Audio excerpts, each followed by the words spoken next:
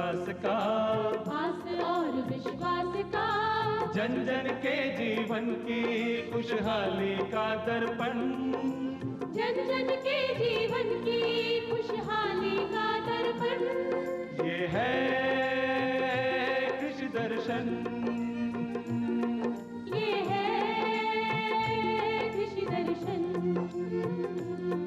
ये है कृषि दर्शन। किसान भाइयों नमस्कार। कृषि दर्शन कार्यक्रम में आप सभी का हार्दिक स्वागत है। साथियों, प्रदेश के जिन किसान भाइयों ने इस समय गर्मियों की सब्जियां उगा रखी हैं, वो इस समय इसमें सिंचाई का उचित प्रबंधन करें, क्योंकि आजकल लू का प्रकोप चल रहा है और ऐसे में फसलों को नुकसान होने की संभावना रहती है। और आइए बात करते हैं आज आपके लिए क्या खास है। साथियों, आज हम आपको नैनो यूरिया के महत्व, लाभ और यह किसानों के लिए किस कारगर साबित हो सकती है, इसके बारे में जानकारी देंगे। लेकिन इससे पहले देखते खबरें खेती की। किसान भाइयों नमस्कार। खबरें खेती की में आप सभी का स्वागत है। आइए सबसे पहले नजर डालते हैं खेती से जुड़ी आज की कुछ खास खबरों पर। केंद्रीय कृषि मंत्री ने कहा, मधु क्रांति से आगे बढ़ेंगे छोटे किसान। अच्छे स्वास्थ्य के लिए पशुओं का टीकाकरण जरूरी और किसानों को सिखाया वर्मी वॉश और वर्मी खाद बनाना। केंद्रीय कृषि मंत्री नरेंद्र सिंह तोमर ने वर्चुअली 5 राज्यों में 7 शहद टेस्टिंग लैब का शुभारंभ किया। इस अवसर पर उन्होंने कहा कि मधु क्रांति से छोटे किसान आगे बढ़ेंगे और आर्थिक रूप से सशक्त होंगे। केंद्रीय कृषि मंत्री नरेंद्र सिंह तोमर ने विश्व मधुमक्खी पालन दिवस समारोह को संबोधित किया। गुजरात के नर्मदा में आयोजित समारोह में 5 राज्यों में 7 शहद टेस्टिंग लैब का भी वर्चुअल मोड पर शुभारंभ किया गया। समारोह में केंद्रीय कृषि मंत्री नरेंद्र सिंह तोमर ने कहा कि देश की 55% आबादी गांवों में रहती है। ग्रामीण आबादी को आर्थिक रूप से सशक्त बनाने की आवश्यकता है। इसके लिए भारत सरकार ने मधुमक्खी पालन को मिशन का रूप दिया है। उन्होंने कहा कि भारत से हर साल करोड़ों रुपए के शहद का निर्यात होता है। वित्त वर्ष 2021-22 में 1221 करोड़ से ज्यादा मूल्य का शहद का निर्यात हुआ है। निर्यात का 80% अमेरिका को भेजा गया है। उन्होंने किसानों को आगे बढ़ाने के लिए प्राकृतिक शहद निर्यात के लिए नई संभावनाएं तलाशने की भी आवश्यकता जताई। समारोह के दौरान श्री तोमर ने वर्चुअल माध्यम से जम्मू कश्मीर के पुलवामा, बांदीपुरा और जम्मू, कर्नाटक के टुमकुर, उत्तर प्रदेश के सहारनपुर, महाराष्ट्र के पुणे और उत्तराखंड में शहद परीक्षण प्रयोगशालाओं और प्रोसेसिंग यूनिट्स का उद्घाटन किया। उन्होंने बताया कि राष्ट्रीय मधुमक्खी पालन और शहद मिशन के लिए भारत सरकार पैसा दे रही है। इसका मकसद क्षेत्रीय स्तर पर 5 बड़ी और 100 छोटी प्रयोगशाला बनाना है। इसमें शहद के साथ साथ दूसरे मधुमक्खी उत्पाद की टेस्टिंग हो सकेगी। मिशन के तहत 25 छोटी लेबोरेटरी स्थापना प्रक्रिया जारी है। उन्होंने बताया कि सरकार शहद उत्पादकों के लिए प्रोसेसिंग यूनिट बनाने में भी मदद कर रही है। उल्लेखनीय है कि शहद उत्पादन के मामले में भारत दुनिया में 8वें नंबर पर है। कृषि वैज्ञानिकों ने पशु चिकित्सा शिविर में पशुपालकों से कहा कि पशुओं को स्वस्थ रखने के लिए समय पर टीकाकरण कराना जरूरी है। कृषि विज्ञान केंद्र शाहपुरा के द्वारा सांखलिया, अरणिया घोड़ा और गणेशपुरा गांव में पशु स्वास्थ्य और चिकित्सा शिविर का आयोजन किया गया। शिविर के दौरान पशुपालकों को पशुधन का मौसमी बीमारियों से बचाव संबंधी जानकारी दी गई। केंद्र के वरिष्ठ वैज्ञानिक डॉक्टर CM यादव ने कहा कि समय पर टीकाकरण करवाने से पशु की रोग प्रतिरोधकता अच्छी बनी रहती है। इससे पशु मौसमी और संक्रामक बीमारियों की चपेट में नहीं आता है। पशुपालन विभाग के संयुक्त निदेशक डॉक्टर PK पंचोली ने भी कार्यक्रम को संबोधित किया। उन्होंने कहा कि स्वस्थ पशु हर तरह से पशुपालक के लिए फायदेमंद होता है। दुग्ध का उत्पादन ज्यादा मिलता है, वहीं नस्ल सुधार को भी बढ़ावा मिलता है। उन्होंने किसानों को पशुधन विकास से जुड़ी विभागीय योजनाओं की जानकारी दी। कृषि विज्ञान केंद्र भीलवाड़ा के वैज्ञानिक डॉक्टर KC नागर ने पशुपालकों को पशु आहार में हरे चारे का महत्व समझाया। उन्होंने कहा कि सूखे चारे के साथ हरा चारा खिलाने से पशु की दुग्ध उत्पादन क्षमता बनी रहती है उन्होंने बताया कि शिविर के दौरान 1964 पशुओं को निःशुल्क टीकाकरण किया गया, जिनमें 1470 पशुओं को कृमिनाशक और 708 पशुओं को बाह्य परजीवी से बचाव की दवा पिलाई गई। कृषि विज्ञान केंद्र चित्तौड़गढ़ में किसान प्रशिक्षण कार्यक्रम आयोजित किया गया। कार्यक्रम में किसानों को वर्मी वॉश और वर्मी खाद के साथ जीवामृत तैयार करना सिखाया गया। जैविक खाद से जुड़ी जानकारी देने के लिए कृषि विज्ञान केंद्र चित्तौड़गढ़ में किसान प्रशिक्षण कार्यक्रम आयोजित हुआ। इस प्रशिक्षण में किसानों को वर्मी खाद, वर्मी वॉश और जीवामृत बनाने का तरीका बताया गया। केंद्र के वरिष्ठ वैज्ञानिक डॉक्टर RL सोलंकी ने कहा कि जैविक खादों के प्रयोग से किसान प्रति बीघा ज्यादा आमदनी प्राप्त कर सकते हैं। जैविक खादों से मृदा की भौतिक दशा में सुधार आता है। उन्होंने कहा कि रासायनिक उर्वरक उपयोग से मिट्टी में सूक्ष्म पोषक तत्वों की कमी हो रही है, मृदा में कठोरपन आ रहा है। उन्होंने बताया कि मृदा को स्वस्थ बनाए रखने के लिए किसानों को हरी खाद और जिप्सम का उपयोग करना चाहिए। यह मृदा के लिए प्राकृतिक टॉनिक का काम करते हैं। उन्होंने किसानों को मृदा स्वास्थ्य कार्ड के बारे में भी जानकारी दी। केंद्र के उद्यानिकी वैज्ञानिक डॉक्टर राजेश जलवानिया ने किसानों को फल बगीचा स्थापना के बारे में बताया। उन्होंने कहा कि खेती से अतिरिक्त आय के लिए किसानों को बागवानी अपनाने की जरूरत है। बागवानी से आय भी बढ़ती है, पशुओं को चारा भी मिलता है और जैविक खाद तैयार करने के लिए उपयुक्त सामग्री भी उपलब्ध होती है। प्रशिक्षण के दौरान किसानों को वर्मी खाद यूनिट का भ्रमण करवाया गया। साथ ही मौके पर ही किसानों को वर्मी खाद, वर्मी वॉश और जीवामृत तैयार करने की प्रायोगिक जानकारी दी गई। प्रशिक्षण में 30 किसानों ने भाग लिया।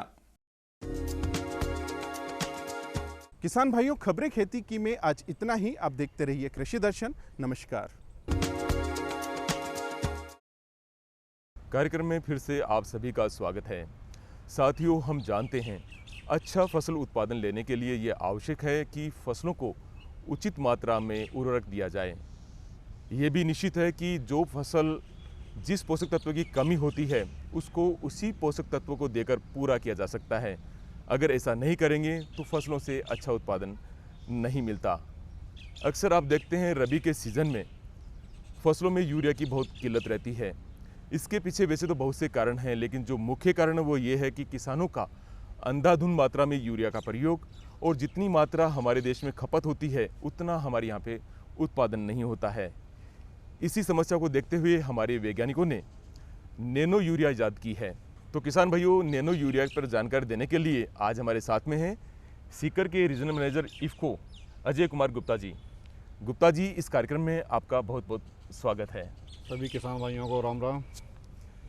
गुप्ता साहब, सबसे पहले हमारे किसान भाइयों को ये बताएं कि ये नैनो यूरिया क्या होती है और ये क्या भविष्य में यूरिया को रिप्लेस कर सकती है? ये आज की तारीख में बहुत बड़ा सभी के मन में एक सवाल है कि नैनो क्या है और यूरिया, और इसमें दोनों में क्या अंतर है। ये निश्चित है कि अभी पिछले 1 साल से हमने भारत सरकार से जो रजिस्ट्रेशन हुआ है इफ्को मैं जानकारी साथ में बता दूं कि ये विश्व की सबसे बड़ी सहकारी समिति है और किसानों ही इसके मालिक हैं। लगभग 40,000 समितियां देश में हैं और 5 करोड़ किसान इसके मालिक हैं। तो किसान, ये बड़े गर्व की बात है किसानों के लिए और देश के लिए भी कि ये नैनो यूरिया का ईजाद आपकी संस्था इफ्को के द्वारा किया गया है। और इसका सबसे बड़ा ये है कि विकल्प ये अब दानेदार यूरिया के तौर पे इसको देखा जा रहा है। और साथ में एक चीज़ और मैं कहना चाहूँगा कि जो यूरिया की किल्लत होती है उसका जो भी आपने जो जिक्र किया कि भाई नैनो यूरिया इसका विकल्प साबित हो सकता है, तो बिल्कुल नैनो यूरिया इसका बहुत बड़ा विकल्प है। और पिछले साल भी हमने राजस्थान के अंदर 15 लाख से ज़्यादा बोतलें यहाँ पे सप्लाई की हैं। तो निश्चित है किसानों ने जो है इसको बहुत अच्छा रिस्पॉन्स दिया है इसका। गुप्ता साहब, क्या फसलों में नैनो यूरिया ज़्यादा असरदार है यूरिया के बजाय? ये बहुत अच्छा सवाल है और जवाब भी इसका बहुत अच्छा है कि बहुत ज़्यादा असरकारक है। और मैं ख़ास तौर से अपने राजस्थान और सीकर और झुंझुनू की पर्टिकुलर बात करूँगा तो इसमें लगभग 67,000 बोतलें हमारे सीकर झुंझुनू में गई हैं। और जिन भी किसानों के यहाँ गई हैं जिन्होंने इस्तेमाल किया है उसका रिजल्ट बहुत सराहनीय रहा है और ये निश्चित है उसके विकल्प के तौर पे किसान इसको देख रहे हैं। गुप्ता साहब, ये बताएं कि जो ये नैनो यूरिया है इसकी प्रति एकड़ क्या कीमत होती है और हमारे किसान भाई इसको कहाँ से खरीद सकते हैं? जो नैनो यूरिया का अपन ने नाम लिया, ये 500 ml की एक शीशी होती है, 500 ml की, जिसका कीमत इसकी 240 रुपये है। और ये जो 500 ml की शीशी है नैनो यूरिया की, ये 45 किलो यूरिया का ये जो कट्टा उसके बराबर इसकी ताकत होती है। और ये मान के चलते हैं कि जो एक कट्टा है लगभग 1 एकड़ में इस्तेमाल होता है, तो इसलिए नैनो यूरिया जो 500 ml की शीशी है 240 रुपये प्रति एकड़ इसका खर्चा आता है। जो नैनो यूरिया है किसान भाइयों, इसके बारे में जानकारी अपने को पहले लेना बहुत ज़रूरी है। नैनो है क्या शब्द? नैनो मतलब 1 मीटर का 1 अरबवां हिस्सा, इसको नैनो कहा जाता है। और आप इसको आइडिया इससे नहीं लग पाएगा अपने को, एक यूरिया के दाने का 55,000 गुना छोटा जो कण है वो नैनो है।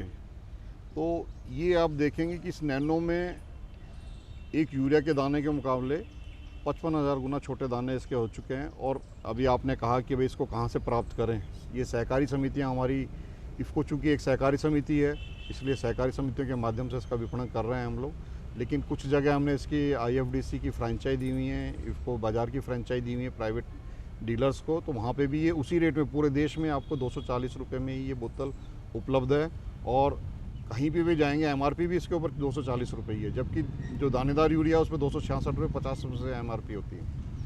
तो जो नैनो यूरिया है, और इसमें अभी आपने थोड़ा पहले सवाल भी पूछा था इन दोनों में अंतर क्या दानेदार यूरिया में, तो इसके बारे में थोड़ा सा विस्तार से जानकारी देना चाहूँगा कि जो दानेदार यूरिया है उसको इस्तेमाल आप जब पानी होगा तभी इस्तेमाल कर सकते हैं, जब आपके यहाँ तो पानी का सोर्स हो या बरसात हुई हो। जबकि नैनो यूरिया के साथ ऐसी समस्या नहीं है। नैनो यूरिया में आपको केवल 1 बीघा के अंदर 2 टंकी पानी यानी 30 लीटर पानी की लगभग ज़रूरत है केवल। और 1 टंकी के अंदर 2 ढक्कन, इसके अंदर हरे रंग का ढक्कन होता है, यानी उसको अपन ढक्कन से भी, ये तो एक मोटा सा नाप है ताकि जो किसान को आइडिया रहे, लेकिन इसका 1 लीटर पानी के अंदर इसकी 4 ml की मात्रा इसके अंदर जो है खाद्यान्न फसलों के लिए डलती है। जो लेग्यूम क्रॉप्स हैं, अपनी ग्वार है जैसे, और दूसरी फसलें हैं, चना है, उसके अंदर इसकी मात्रा 2 ml प्रति लीटर की मात्रा डलती है। और 1 बीघा के अंदर 2 टंकी पर्याप्त है। और जहाँ तक आपने कहा कि उपलब्धता, तो उपलब्धता आराम से अवेलेबल है। यदि कहीं भी किसी किसान को दिक्कत आती है तो निकटस्थ सहकारी समिति से संपर्क करें तो उनको आराम से उपलब्ध हो जाएगी। लेकिन किसानों सामने जो सबसे बड़ी समस्या है वो ये है कि वो इसका उपयोग किस तरह से करें। जैसे यूरिया का तो किसान भाई अमूमन छिड़काव या बुरकाव करते हैं, खेतों में बुरकाव किया जाता है, तो नैनो यूरिया किस प्रकार से प्रयोग में ला सकते हैं? अभी आपने बहुत अच्छा सवाल किया है कि नैनो यूरिया को उपयोग कैसे करें। मैंने अभी जैसे पूर्व में कहा कि जो 45 किलो कट्टा है वो अपने एक 500 ml की नैनो यूरिया के अंदर वो समाया हुआ है। तो उसको उपयोग करने का तरीका ये है, जब अपनी फसल की बिजाई हो जाए उसके 40 दिन बाद अपन इसको जो है स्प्रे करते हैं। और स्प्रे भी कितना करना है मैंने अभी मात्रा बताई आपको। जो दलहनी फसलें उसमें 1 लीटर में 2 ml, और जो खाद्यान्न फसलें उसके अंदर 1 लीटर में 4 ml की मात्रा इसके अंदर डाल के उपयोग करते हैं। और उपयोग 40 दिन की फसल होने के बाद इसको करना चाहिए। एक चीज़ और मैं साथ में किसान भाइयों को जानकारी देना चाहूँगा कि क्योंकि कुछ किसान भाइयों के मन में एक दुविधा है कि इसको स्प्रे करते हैं तो इसमें हमारा खर्चा बढ़ जाता है स्प्रे करने से। तो उसके लिए मेरा एक सुझाव है कि जब भी आप कोई भी कीटनाशक छिड़कें उसके साथ इसको मिला के आप स्प्रे कर सकते हैं। कोई खरपतवार नाशक छिड़क रहे हैं तो उसके साथ मिला के इसको नैनो को इस्तेमाल कर सकते हैं। और भी कोई आप जैविक खाद उपयोग करना चाहते हैं, जैसे इफ़को की सागरिका है, जैविक खाद है जिसके अंदर सभी सूक्ष्म तत्व हैं, उनको साथ मिला के इसको स्प्रे कर सकते हैं। सागरिका तरल के अंदर भी हमारी आती है, दानेदार में भी आती है। तो इसलिए मैं आपको जानना चाह रहा हूँ कि इसको इस्तेमाल करने का तरीका किसान अपनी सुविधा से करे और स्प्रे करे खड़ी फसल के अंदर, इसको अंदर टंकी के अंदर। और अब स्प्रे के लिए तो आपने देखा ही होगा कि सहकारी समितियों के अंदर हमने, जिस समिति ने हमारा नैनो ख़रीदा उसको हमने 2 टंकियाँ मुफ्त में दी हैं ताकि किसान उसको स्प्रे कर सके आसानी से। और अभी हमारे भविष्य में योजना ये है कि पावर स्प्रेयर भी हम ला रहे हैं 50% छूट के अंदर सहकारी समितियों के माध्यम से किसानों को उपलब्ध कराएंगे। और भारत सरकार की, राजस्थान सरकार की योजना भी है कि अब इसको हम ड्रोन के माध्यम से भी इस्तेमाल कराना चाहते हैं ताकि उस ड्रोन के इस्तेमाल से किसान को समय की भी बचत हो। और एक मैं जानकारी देना चाहूँगा ड्रोन का फ़ायदा क्या है।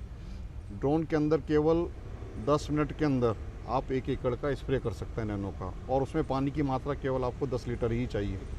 तो ये एक सबसे बड़ा फ़ायदा होने वाला है किसान भाइयों को कि हमें स्प्रे में भी समय कम लगे और ख़र्चा भी कम होगा। लगभग 200 रुपये प्रति एकड़ के हिसाब से इसका खर्चा होगा। तो ये किसानों के लिए एक बहुत अच्छा तरीका है स्प्रे करने का।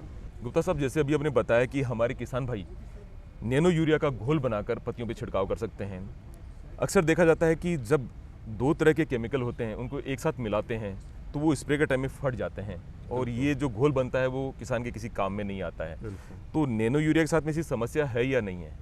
जैसे अभी आपने बहुत अच्छा सवाल किया और किसान भाई इसके बारे में बहुत जिज्ञासा रखते हैं कि हम इसको नैनो के साथ क्या कीटनाशक को या खरपतवार नाशक को मिला सकते हैं।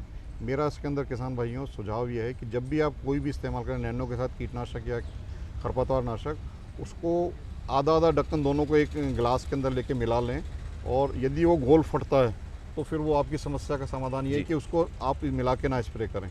लेकिन हमारे जहाँ तक जानकारी है और वैज्ञानिकों ने जो रिसर्च की है उसके अंदर कोई भी कीटनाशक और खरपतवार नाशक के साथ यदि आप नैनो को मिलाएंगे तो उसका घोल नहीं फटता और किसान इसको आसानी से स्प्रे कर सकता है। अभी हमने देखा है ये गेहूं की जो फसल आपने रबी की कही उसके अंदर लोगों ने 2,4-D के अंदर इसको मिला के बहुत अच्छा इस्तेमाल किया और किसानों की खर्चे की बचत हुई। ऐसी कीटनाशक आपने इस्तेमाल करते हैं उसके अंदर भी किसान, अभी जैसे आपने कुछ देर पहले कहा था कि सब्जियों में इसको इस्तेमाल किसान भाई करें, तो सब्जियों के अंदर कीटनाशक सबसे ज़्यादा प्रयोग होता है तो उसके साथ नैनो के साथ मिला के कीटनाशक का प्रयोग कर सकते हैं। एक चीज़ और मैं साथ में कहना चाहूँगा कि नैनो का जो इस्तेमाल हो रहा है उसको आप फल के बगीचों में भी बहुत अच्छे ढंग से कर सकते हैं, स्प्रे कर सकते हैं। अभी सूरजगढ़ के पास, झुंझुनू के पास हमारे किन्नू के ऑर्चर्ड्स हैं, बगीचे हैं, किसान भाइयों ने बहुत अच्छा किन्नू का उत्पादन लिया है। तो लेकिन मैं एक चीज़ दोबारा फिर रिपीट करना चाहूँगा कि नैनो यूरिया का तो आप इस्तेमाल करें ही, लेकिन संपूर्ण जो भोजन फसल के लिए यूरिया केवल मिल किससे रही है आपको? नैनो यूरिया से। लेकिन फास्फोरस और पोटाश भी पौधे के लिए बहुत आवश्यक हैं। तो खड़ी फसल के अंदर जो आपने जो बेसल डोज में पहले ज़मीन में बिजाई में DAP या पोटाश दिया था वो 45 दिन तक ही काम करता है और उसमें भी केवल फास्फोरस का देखें तो वो 30% 25% ही इस्तेमाल हो पाता है, बाकी का 75% ज़मीन में फिक्स हो जाता है वो। तो हमें खड़ी फसल के लिए जब ज़्यादा खुराक की ज़रूरत होगी तो हम नैनो यूरिया के साथ मिला के जो इफ़को के जल घुलनशील उर्वरक आते हैं, जैसे आपने नाम सुना होगा 1744-0 है, हमारा 13-0-45 है, 18-18-18 है, 19-19-19 है, 0-52-34 है, 12-61-0 है, 00-50 है। ये जल घुलनशील उर्वरक के किसान भाइयों जो अधिकतर पॉलीहाउस वाले किसान जो हैं उसको इस्तेमाल करते हैं, वो यूरिया DAP इस्तेमाल नहीं करते, वो इनको ही हर सप्ताह हर दिन जो है अपने पाइपलाइन में चलाते हैं और उससे जो इनका रिजल्ट बहुत अच्छा आता है। तो मेरा सुझाव ये है कि जब पॉलीहाउस वाले किसान इसको इस्तेमाल कर सकते हैं तो अपन जो ज़मीनी फसलें हैं खाद्यान्न की उसके अंदर हम यदि इस्तेमाल करें नैनो के साथ मिला के तो हम संपूर्ण भोजन पौधे के लिए किसान को फसल को दे पाएंगे, जिसमें नैनो यूरिया से यूरिया की प्राप्ति हो जाएगी और जो आपने ये वाटर सॉल्युबल फर्टिलाइजर जल घुलनशील उर्वरक इस्तेमाल किया है उसमें फास्फोरस और पोटाश की भी आपूर्ति उससे सुनिश्चित कर सकते हैं। एक सवाल मेरे मन में भी और किसानों के मन में भी आएगा कि क्या हम इसको जो दलहन फसल है क्या उसमें इस्तेमाल कर सकते हैं? क्योंकि दलहन फसल के अंदर आपने देखा होगा जब भी किसान भाइयों ने यदि गलती से यूरिया डाला है तो फसल की या पौधे की पैदावार बहुत बढ़ जाती है, लेकिन उसमें फलाव कम आता है, यानी फूल और जो है फलियाँ वगैरह कम बनती हैं। लेकिन हमने जो अनुभव किया है वो ये अनुभव किया है कि दलहन वाली फसल ख़ासतौर से जैसे अभी अपनी मूंग है, ग्वार है, खरीफ के अंदर, रबी के अंदर अपनी चना है, यदि आपने इस नैनो यूरिया का इस्तेमाल इस फसल में किया तो इसमें बढ़ाव ना बढ़ के इसका फुटान बहुत ज़्यादा बढ़ती है। नैनो यूरिया की खासियत ये है। तो मेरा किसान भाइयों से अनुरोध ये है कि हमेशा नैनो यूरिया को आप दलहन वाली फसलों में ज़रूर डालें, क्योंकि उसके अंदर हम यूरिया की मात्रा की पूर्ति दानेदार यूरिया से नहीं कर सकते। इसलिए आप नैनो यूरिया को दलहन फसल में इस्तेमाल करें। और साथ में एक चीज़ और मैं कहना चाहूँगा, क्योंकि अब अपनी खरीफ की फसल किसान भाइयों आ रही है और बाजरा अपनी मुख्य फसल है पूरे राजस्थान के अंदर, और बाजरे के अंदर यदि प्रकृति ने, ईश्वर ने साथ दिया तो बारिश अच्छी हो जाएगी तो हम बाजरा ले पाएंगे। यदि बारिश कम हुई तो हमारे बाजरे के लिए हमने देखा है पिछले साल भी जब बारिश की तंगी हुई थी तो फसल लोगों की मुरझा गई थी और बहुत नुकसान भी हुआ है। लेकिन मैंने देखा है हमेशा कि जिन किसानों को हमने प्रेरित किया और समझाया कि आप बारानी फसल के अंदर बाजरा में ख़ासतौर से नैनो यूरिया का प्रयोग करें, पलसाना क्षेत्र में, मंडा मदनी, खाटू क्षेत्र है हमारा, रानोली क्षेत्र है, झुंझुनू में पिलानी क्षेत्र है, सूरजगढ़ है, झुंझुनू प्रॉपर है, मुकुंदगढ़ के आसपास का एरिया, जहाँ भी किसानों को हमने ये चीज़ के माध्यम, मीटिंग के माध्यम से समझाया और वैसे भी कन्विंस किया, हमारे व्हाट्सएप ग्रुप किसानों के बने हुए हैं उनके माध्यम से हमने समझाया। और जिन लोगों ने बारानी बाजरे में और बारानी सरसों में इस्तेमाल किया नैनो का, उनकी बहुत अच्छी फुटान भी और फसल की बचत हुई। क्योंकि इसके अंदर सबसे बड़ी खासियत क्या है कि जो नैनो यूरिया है वो पत्तों में जाके, पत्तों के जो रंध्र हैं उनके अंदर जाके स्टोर हो जाता है और वो 25 दिन तक आपको जो है यूरिया की खुराक पौधे को देता रहता है। जबकि जो दानेदार यूरिया आप जो इस्तेमाल करते हैं किसान भाई, उसकी खुराक 2 या 4 दिन तक काम करती है। बाकी की वो हवा में उड़ जाएगी, या तो वातावरण को प्रदूषित करेगी, या पानी में घुल के ज़मीन में जाके पानी को प्रदूषित करती है। और आपने देखा होगा कि पंजाब हरियाणा के किसानों के अंदर जो एक बीमारी आ रही है कैंसर की, कैंसर ट्रेन भी अपनी बीकानेर में आती है, तो उसका नुकसान ये हुआ है कि पानी में घुल के उसने जो है ना नुकसान किया है। और पानी में घुल के उसने अपने को स्वास्थ्य को दुष्परिणाम दिया। वातावरण में उड़ गया यदि यूरिया, नाइट्रोजन गैस, तो उसने जो है वातावरण को नुकसान किया। जबकि ये समस्याएं जो दानेदार यूरिया के साथ थी वो नैनो यूरिया में बिल्कुल नहीं है। तो इसलिए नैनो यूरिया के अंदर अपने को एक खासियत ये है कि ना तो उसने वातावरण को प्रदूषित किया, ना पानी को प्रदूषित किया, ना हमारे स्वास्थ्य पर विपरीत प्रभाव डाला। तो इसलिए मैं किसान भाइयों के लिए और अपने ये जानकारी देना चाहूँगा कि ये यूरिया, नैनो यूरिया बिल्कुल हमारे स्वास्थ्य के लिए, पृथ्वी के स्वास्थ्य के लिए और वातावरण के स्वास्थ्य के लिए बिल्कुल उचित है। और इसका जो किसानों ने प्रयोग यदि करते हैं तो निश्चित है बहुत अच्छा रिजल्ट आएगा। गुप्ता साहब, आपने हमारे किसान भाइयों को ये बताया कि आप इसका छिड़काव कर सकते हैं, लेकिन हमारे किसान भाइयों के मन में अवश्य एक सवाल चल रहा होगा कि क्या इसको ड्रिप के साथ में फव्वारा विधि से भी क्या नैनो यूरिया का हम यूज़ कर सकते हैं? ये बहुत अच्छा सवाल है। और वैसे जो कृषि विभाग की और इफ़को की जो रिसर्च हुई है, जो नया रिजल्ट निकला है, उसके अनुसार इसको छिड़काव भी करना ज़्यादा उपयुक्त होगा और इसका 90% तक उपयोग हो जाता है।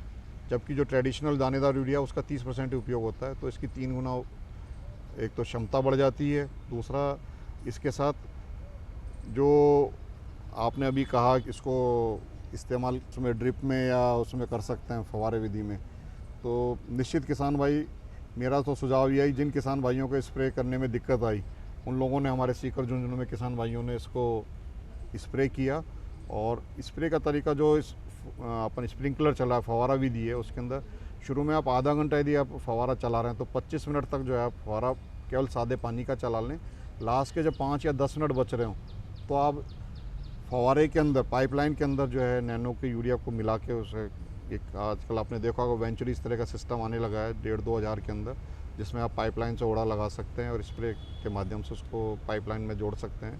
तो आप फव्वारे के अंदर लास्ट शुरू में 25 मिनट पानी चला के लास्ट के 5 मिनट के अंदर आप जो है नैनो यूरिया को फव्वारे के माध्यम से देंगे तो उसका रिजल्ट भी ठीक आया है। साथियों, आज आपको नैनो यूरिया के बारे में गुप्ता साहब ने विस्तृत जानकारी दी। हमें उम्मीद है कि ये जानकारी आपके बहुत काम आएगी। आप भी नैनो यूरिया का उपयोग करें ताकि आपकी फसलों का उत्पादन बढ़ सके। गुप्ता साहब, आज आप यहाँ पधारे, इसके लिए आपका बहुत बहुत धन्यवाद। धन्यवाद किसान भाइयों, और उम्मीद करूँगा कि आप नैनो को इस्तेमाल ज़रूर करेंगे।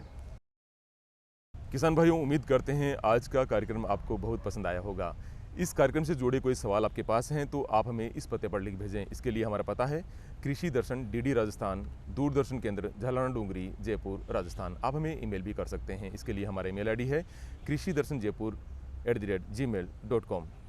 तो किसान भाइयों, आज के लिए बस इतना ही। फिर आपसे मुलाकात होगी एक नई जानकारी के साथ में। तब तक के लिए हमें आज्ञा दीजिए। जय किसान, जय राजस्थान, जय भारत।